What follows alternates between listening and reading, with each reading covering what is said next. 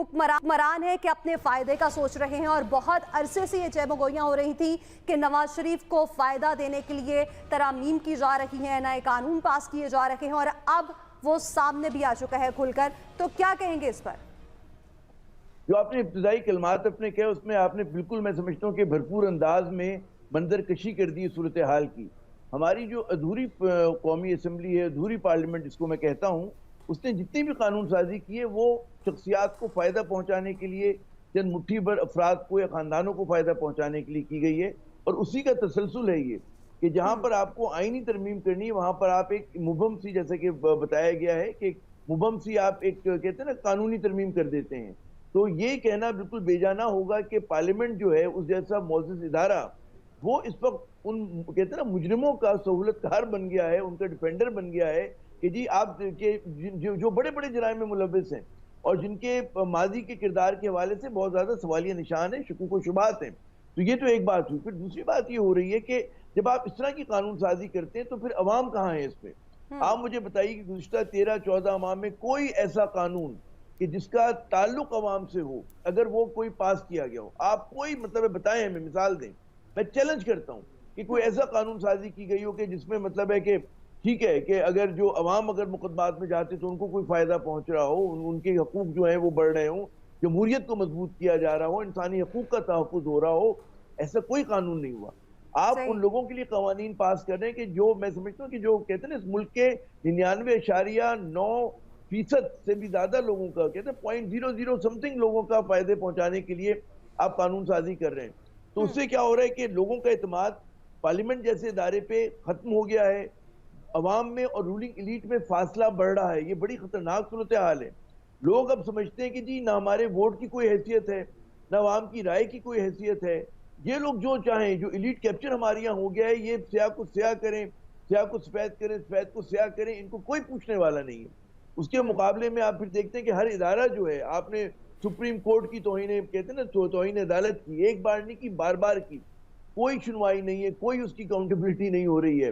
یہاں پہ انہی گھروں میں رہ رہے ہیں لوگ جا کر کے جن کے اوپر الزام تھا کہ جی آپ نے منی لانڈرنگ کے پیسے سے خریدے، لیکن وہاں بڑے ڈٹ کے رہ رہے ہیں اور کوئی پوچھنے والا نہیں ہے. اور وہ کہتے ہیں کہ جی ہم آپ کو حساب بھی نہیں دیں گے.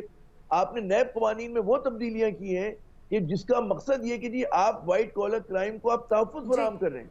اور یہ اتنی خطرناک بات. اور یہ دیکھیں ابھی یہ ٹھیک ہے they are getting away with the murder، لیکن ایک نہ ایک دن اس کا رد عمل ہوگا. ایک رد عمل آپ فرما رہی ہیں بالکل درست کہ برین ڈرین ہو رہا ہے، ویل ڈرین ہو رہا ہے، لیکن پھر یہاں پہ لوگ جھنجھلائیں گے، لوگ یہاں پر پھر نکلیں گے. اور آپ اس وقت سے ڈریں کہ جب یہ جو ہمارے حکمراں اشرافیہ، جس کو میں اب کہتا ہوں کہ مجموعی طور پہ انہوں نے پاکستان کو ناکام ریاست بنانے میں ان کا کردار ہے، ان کی بدعنوانیاں جو ہے عروج پر ہے، جس کی وجہ سے عوام کی زندگی جیرن ہو گئی ہے، اس کا نہ عوام سے کوئی تعلق ہے، نہ ملک سے کوئی تعلق ہے، نہ جمہور سے. خطرناک صورتحال ہے. لیکن ظاہر ہے کہ اس وقت جو کچھ چل رہا ہے اس میں اس ملک میں کچھ بھی ہو سکتا ہے. آئین آپ نے اٹھا کر طاق میں رکھ دیا، آئین آپ نے اٹھا کر پھینک دیا ہے. نہ 90 روز میں انتخاب ہو سکتے ہیں، اسمبلی ڈیزالو ہو جاتی، کوئی فرق نہیں پڑتا. کیئر ٹیکر گورنمنٹ پنجاب کی اور کے پی کی کوئی قانونی حیثیت نہیں، لیکن چل رہی ہیں. تو کل کو کچھ بھی ہو سکتا ہے اس ملک میں. ہمیں تعجب کی تو بات ہونی نہیں چاہیے. اب تو we should be prepared for anything and everything. جی بالکل ایسا ہی ہے. رمیز صاحب آپ کیا کہیں گے؟ راہیں تو ہموار ہو رہی ہیں اور بہت عرصے سے کی جا رہی ہیں، تو کیا واپسی بھی دیکھ رہے ہیں آپ نواز شریف کی؟ دیکھیے بنیادی طور پہ ابھی چونکہ حکومت کے پاس ٹائم بڑا لمیٹڈ رہ گیا ہے، اور جس طرح سے بھی انہیں سٹرنگز پل کرنے ہیں وہ اسی ٹائم میں کرنے ہیں. اگلے کیئر ٹیکر سیٹ اپ کے اوپر ان کا ڈائریکٹ کنٹرول نہیں ہوگا. انڈائریکٹ کنٹرول کتنا ہوگا یہ بھی اب دیکھنے کی بات ہے، کیونکہ انڈائریکٹ کنٹرول بہرحال پنجاب حکومت پہ بھی تو کر رہے ہیں، لیکن اس کے لیے ان کے پاس ایز فیڈرل گورنمنٹ ایک لیوریج ضرور موجود ہے. اور کچھ بعید نہیں ہے کہ اسی قسم کا ایک سیٹ اپ جو ہے سینٹر میں بھی آ جائے، جو وچ کنٹینیو ٹو سپورٹ دم. شاید ہو سکتا ہے، کیونکہ ابھی ہم صرف ہائپوتھیسس کے اوپر بات کر رہے ہیں. بہرحال اگر ہم بات کریں کہ آگے ہمیں کیا ایکسپیکٹ کرنا چاہیے اور حکومت سے جو امیدیں تھی لوگوں کی وہ پوری کیوں نہیں ہوئی ہیں، تو میرے خیال نہ تو یہ حکومت لوگوں کے ووٹ کے اوپر آئی ہے، کیونکہ دیکھیے جس کو ووٹ دیا تھا وہ خود سے ریزائن کر کے حکومت چھوڑ کے باہر چلے گئے. ان کے پاس میجورٹی نہیں تھی بعد میں، اور یہ ایک بڑا انہولی الائنس تھا right from the get go. ایک لیفٹ کی پارٹی ہے اور ایک ایکسٹریم رائٹ کی پارٹی ہے، اور دونوں کا ایک الائنس بنا، اور الائنس کے پیچھے مفادات شامل تھے، اور وہی مفادات پورے ہوتے ہیں ہم اس وقت دیکھ رہے ہیں.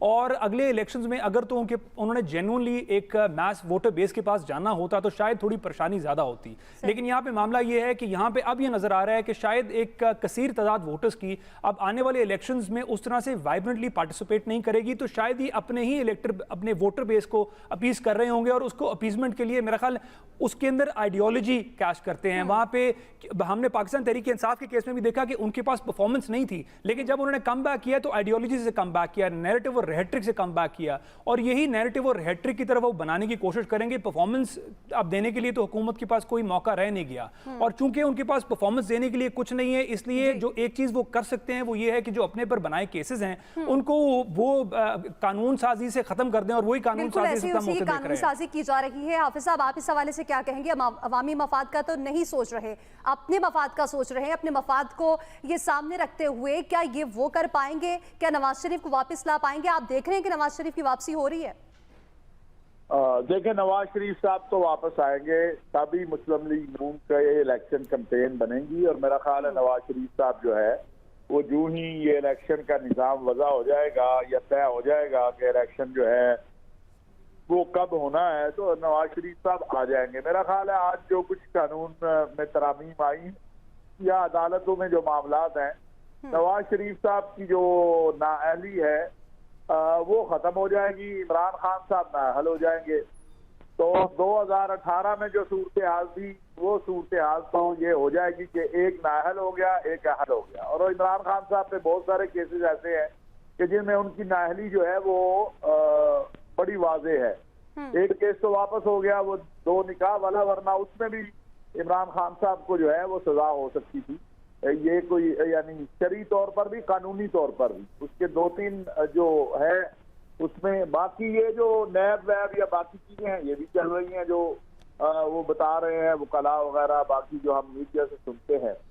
तो इलेक्शन में मुस्लिम लीग नून के पास जब नवाज शरीफ साहब होंगे, और दूसरी तरफ जो सूरत हाल है कि पता नहीं पीटीआई उस वक्त किस पोजीशन में होगी, तो एक मैदान तो मुस्लिम लीग नून को मिलेगा। लेकिन जिस तरह जरदारी साहब जो है वो अपनी मेहनत पंजाब में कर रहे हैं और खैबर पख्तूनख्वा में, तो वो एक मुकाबला जरूर होगा मरकज के हवाले से। तो वो देखना होगा कि भाई कितना जरदारी साहब उसमें साउथ पंजाब में कामयाब हो पाते हैं।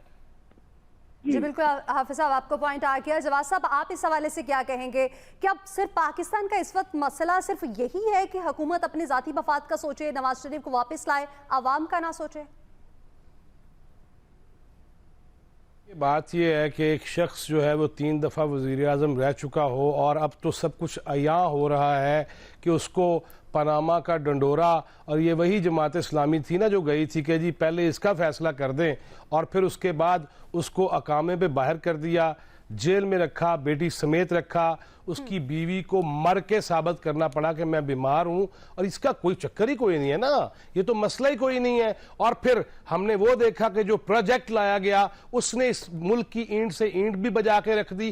कितने ज्यादा कवानीन बने हैं जी 3.5 साल में, वो भी ऑर्डिनेंस पे ही चल रहे थे ना, सदर भी अपना और जो मर्जी करी जाओ। वो किधर गई नौकरियां जो करोड़ मिलनी थी, वो 50 लाख घर, ये सब जो गोरख धंधा हो रहा है ना उसमें। और 9 मई को तो पूरा कलम ही टूट गया ना उसके बाद। और फिर मैं ये समझता हूं कि जब सुप्रीम कोर्ट के मुअज़्ज़िज़ जजेस हजरात वो अपने डिफरेंट केसेस के अंदर, और खास तौर पे ये पनामा वाले केस में ये कह दें कि हमें पता माजी में क्या हुआ था और क्यों क्यों हुआ था और किस तरह हुआ था और किसने कराया था, अगर ये रिमार्क्स आ सकते हैं, तो उसके बाद भी अगर ये कोई कहे कि नहीं जी मसला तो नहीं होना चाहिए, देयर इज नो डाउट महंगाई कम होनी चाहिए, कौन है पागल होगा को जो कहेगा नहीं होनी चाहिए? मैं क्यों नहीं कहूंगा, यकीनन मेरे भी मसले मैं भी भुगत रहा हूं, लेकिन दूसरी जानिब आप देखें तो क्यों नहीं होना चाहिए? अगर कोई चीज वाजे नहीं है, इल्जाम पे इल्जाम है, वॉल्यूम पे वॉल्यूम जा रहे होते थे, और कौन लेके जा रहे होते थे? सहूलतकार कौन थे, लाए कौन थे, जिन्हें अब्बा जी कहते थे,